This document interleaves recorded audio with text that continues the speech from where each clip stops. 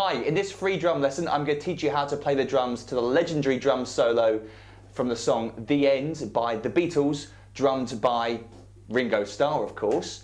And you can get the full music notation for this drum solo from my website. There's a link beneath this video. So it'd be really useful if you could be following along with the music notation in front of you as I explain some of the sections. Again, so you can download the PDF document for that for free from my website. The link's beneath this video. You can also get hundreds of videos just like this in my massive video song pack named the Drum Masters Video Song Pack. Again, the link is beneath this video, which contains hundreds of videos and charts and an ebook detailing many great classic songs and drum beats and drum fills and drum solos just like this one. So it comes on DVD disc and gets delivered straight to your door. It's a real bargain, or I think it is anyway, so please do check out the links beneath this video. At the beginning of this video you heard me play a little beat section before the drum solo actually starts.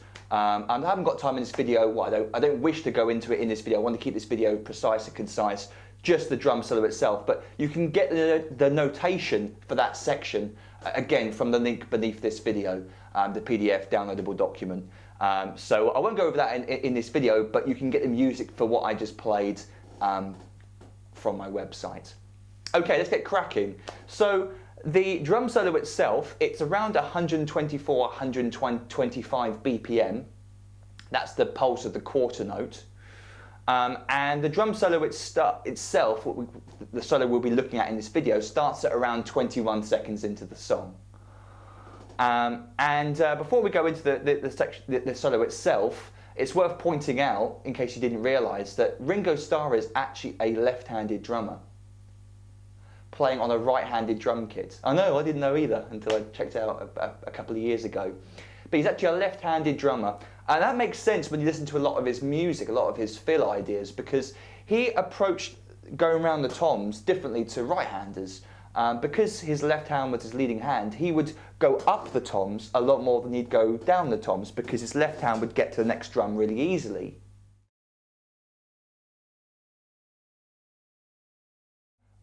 One thing I want to go into, I want to explain a rhythmic motif that occurs throughout the solo, which is going to help you understand the entire thing. So there's this really common grouping idea played through 16th notes, not just in this song, but many songs, not just by drummers, but other musicians as well. A group of three played through 16th notes. I've talked about this in my other videos. And in this solo, the idea is expressed by playing two notes and then one note is rested. So rhythms like this: 1 2 3, 1 2 3, 1 2 3, 1 2 3, 1 2 3, 1 2 3, 1 2 3, 1 2 3, 1 2 3. Played through 16th notes, we'd get going up to beat 4, for example, it would sound like this: 1 E and a 2 E and a 3 E and a 4. 1 E and a 2 E and a 3 E and a 4. So the pulse is 1 2 3 and 4 and 1 E and a 2 E and a 3 E and a 4. It goes across the beat. If I put the bass drum underneath, that's 1 and 2 and 3 E and a 4 E and a 1 E and a 2 E and a 3 E and a 4. 1 E and a 2 E and a 3 E and a 4. And to be able to play this solo effectively, you want to have that right hand lead and left hand. So we're now going to play it right hand lead, and we're going to play each group of two notes right left. With the bass drum it would sound like this: 1 E and a 2 E and a 3 E and a 4. 1 E and a 2 E and a 3 E and a 4. Notice how the grouping of two starts with the bass drum, then in between, then with the bass drum, then in between. It alternates. So every beat and a half,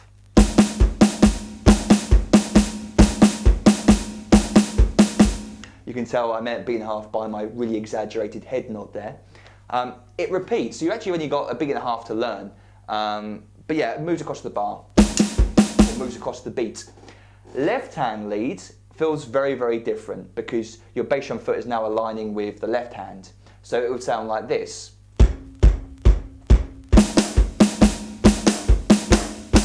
1 E and a 2 E and a 3 E and a 4. 1 E and a 2 E and a 3 E and a 4. So make sure you can play that both right and left hand lead, because that's going to help you get through this, especially when you start moving the hands around the toms and breaking up those twos.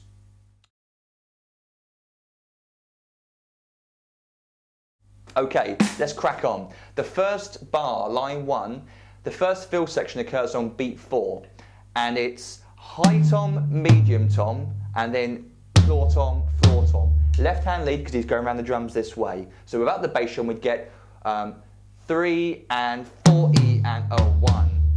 3 and 4E and O1.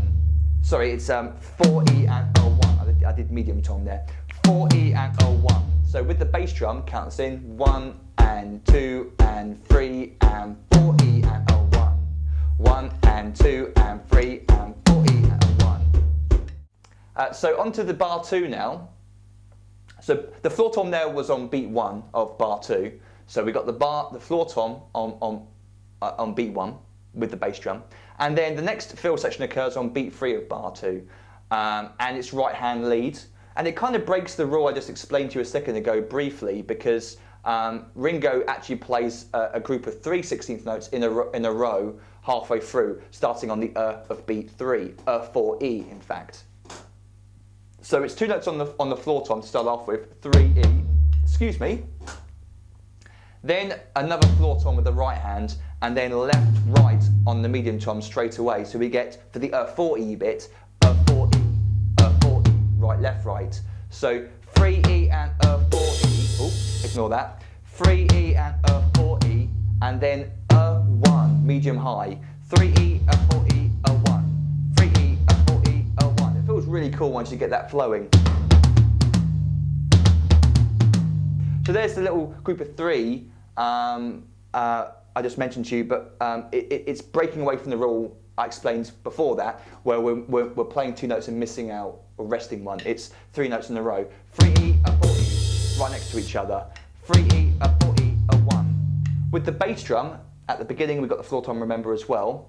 1 and 2 and 3E and 4E and 1. Beat 1 of line 2, by the way, the high tom. 1, 1 and 2 and 3E, 4E, 1. 1 and 2 and 3E, 4E, 1. 1 and 2 and 3E, 4E, 1. Like that.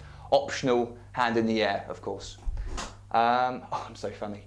So onto line 2 now, and it starts with the high tom, as I explained to you a second ago, on beat 1, and the whole bar is rested apart from the bass drum. It gives the solo space to breathe and the excitement to build up a little bit, because you're not sure where he's going to come back in. So it's the bar 1 of line 2 is simply left hand on the high tom, 1 and 2 and 3 and 4 and.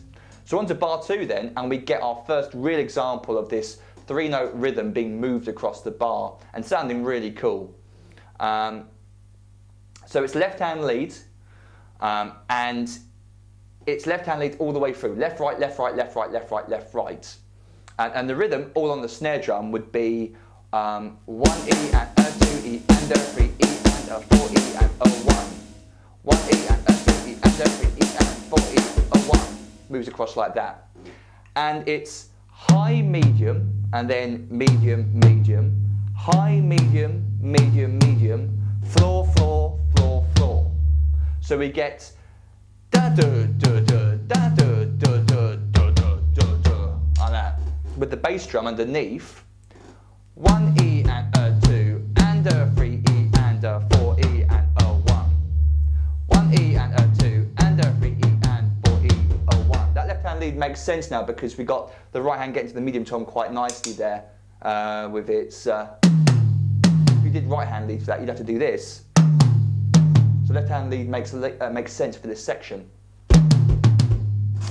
With the bass drum, cut myself in, it helps. 3 and 4 and 1E and 2 and 3E and 4E, 1. 3 and 4 and 1E and 2 and 3E and 4E,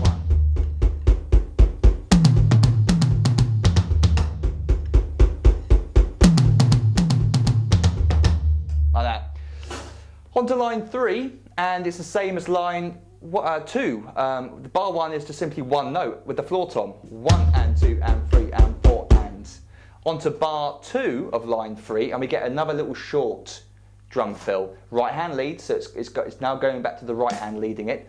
2 notes on the floor tom, 1 E, and then another note on the floor tom and medium tom. So 1 E and 2, right left, 1 E and 2 and 3 and 4, and 1 E and 2 and 3 and 4, and 1 E and 2 and 3 and 4, and 1 E and 2 and 3 and 4. That reminds me, as I'm playing that, I sort of noticed that I was kind of swinging it slightly.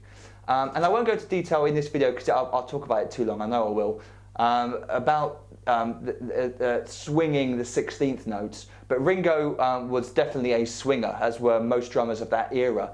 And briefly what that means is that the 16th notes, instead of being straight, were slightly swung. That doesn't mean that one's louder than the other, it means that they're not quite evenly spaced. And you can certainly hear that at the beginning of this solo. I think it's the first couple of fills, very, very swung. You can really hear there's a lilt to the flow of the notes, and it kind of straightens out towards the end of the solo. I think I'm right in saying that, please don't quote me on that. But he definitely swings this solo in sections. You can hear how the 16th notes sort of lilt. So listen out for that point of interest. Okay, on to line 4. And we have bar 1 and another whole bar of this rhythm going across the beat. So you understand how to play it now. It's just a case of what toms is he hitting.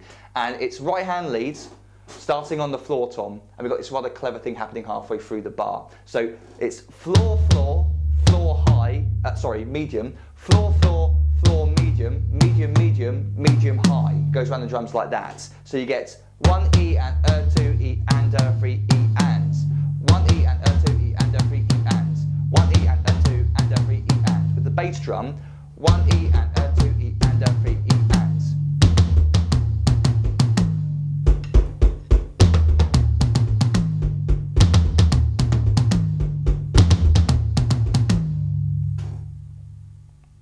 Ish. And then it swaps over. Aha! So he then goes to the left-hand lead because he then reverses the order of the drums. A really clever idea. So it's left-right starting on beat 4. So you get the and of 3, right-left, and then from that point it's 4E, left-right. That's where it swaps over. So the last part of the bar is 4E and 1 and into bar 2 of line 4. So 4E and 1. Left, right, left, 1 and high, medium, medium, medium, medium. 4E and 1 and 4E and 1 and like that. That's how I've written it. So with the bass drum, the whole bar slowly. 1E and 2E and 3E and 4E and 1 and right, left, right, left, right, left, right, left. Left, right, left, right, left. And then the bar ends, the line ends, bar 4, with the floor tom and bass drum being played together. I play with the right hand. 2 and 3 and 4 and. So at the same time as the bass drum, 2 and 3 and 4 and it increases in volume towards the end of the solo. 2 and 3 and 4, 2 and 3 and 4 and. Hence the little lines underneath the notation in that particular bar. They just simply means that the notes are getting louder. So that whole line slowly with the bass drum, count myself in, 3 and 4 and 1 E and 2 E and 3 E and 4 E and 1 and 2 and 3 and 4 and. A bit faster, 3 and 4 and.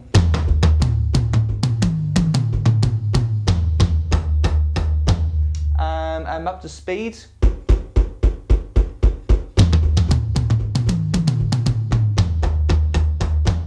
And one more time.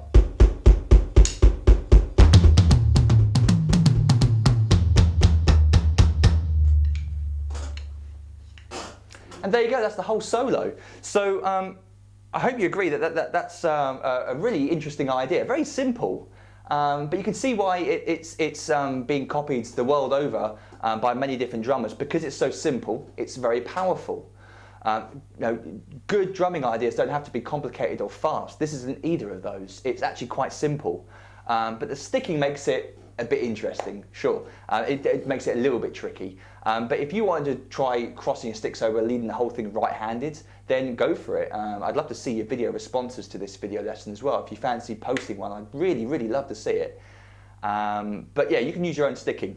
So again, you can get the notation for this lesson. There's a link beneath this video. You can download the free PDF document for it. You can also get loads of videos just like this in the Drum Masters video song pack. I urge you to go check it out because it's definitely one of the best products out there on the web for drummers wanting to learn songs. And I've looked everywhere, believe me, I've done a lot of research for this. And you can contact me, of course.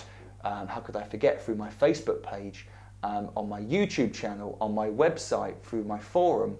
You can email me any questions, any problems, anything you want to know, any requests for songs, then please do get in contact with me. I'd love to hear from you. I always do, and I always reply as well. So thank you very much for watching. I hope you found this fun, and hopefully see you next time.